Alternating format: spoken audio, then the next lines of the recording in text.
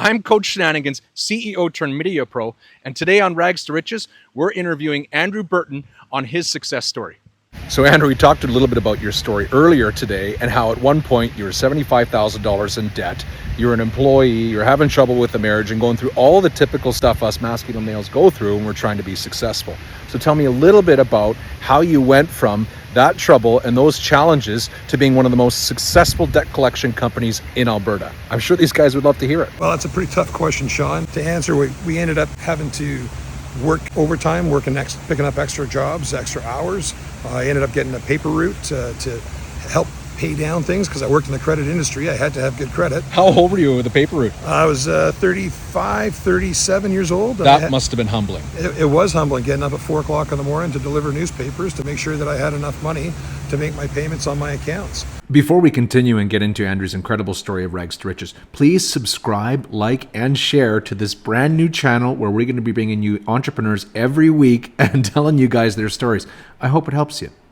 So most men go through that kind of challenge, and I've been there too, struggling, losing everything in financial despair, and very few possess the motivation to take themselves from that place to success. What changed for you to initiate that kind of drive? Started with a lot of focus and attention, and I started making concerted efforts to get things paid down, and I started chunking away at it one bit at a time. One card, one debt, and moved on to the next one. One card, one debt, moved on to the next one. And it just took a lot of regimen. It took a lot of discipline. It took a lot of making sure that I was living within my means. So let's fast forward here. Now you've got one of the most successful debt collection agencies in Alberta.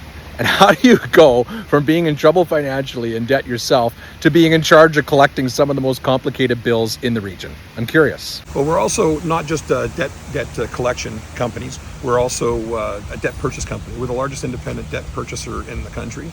And we're based out of Edmonton, Alberta. And that's part of what makes us good, is being able to understand and not just empathize, but being able to sympathize with somebody and their personal circumstances and working on coming up with plans and programs to help people that are truly in financial trouble, because people don't get into financial trouble on purpose and they want to get out of their trouble. And we have programs to help people deal with their situations.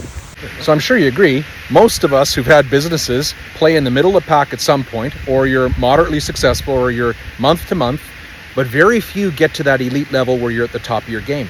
And you guys are at the top of your game. Help me understand, help our viewers understand what it takes to get from mediocre to very successful. Well, it's a good question, Sean. I think part of what I've been able to do is working on myself and developing a passion for whatever it is I'm doing. If I'm doing a job, I might as well be good at it, and developing a passion for the job, because I don't want to go into work hating what I'm doing. Didn't want to go into work hating my day and hating my routine. So I had to either leave it or like it. And so I developed a passion for being the best that I could be at my job and in my industry. And that's kind of what brought me into the collection sphere, brought me along and have me doing well with whatever projects we picked up. It also, I think, was my personal credit challenges that I had through life, through life circumstances. Those helped me be good at my job. Those helped me be good at understanding what a consumer is going through, what a person is going through, why they are in bad debt, why they're in collections, and figuring out more than just give me the money. It's figuring out how to work with the consumer and have them winning by paying. So one of the things I'm really interested in, Andrew, is you were an employee, and your story is so similar to mine. You started as a low-level employee for collections and handling finance for a heavy equipment company, and then you worked your way up to management, VP, and eventually got to a point to the top of an individual company's employee where you said, I'm going to go to my own.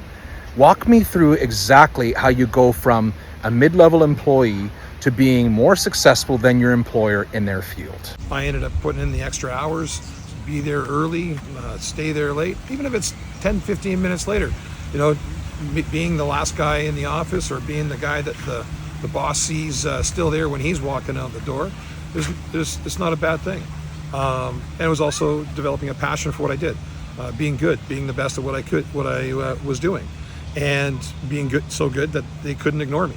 And they wanted me to move from Vancouver out to Edmonton, which was a bit of a blessing for me because I see all the people in Vancouver that are still struggling with their mortgages, trying to buy a house and everything like that. I was able to move out to Edmonton and step right into a great community.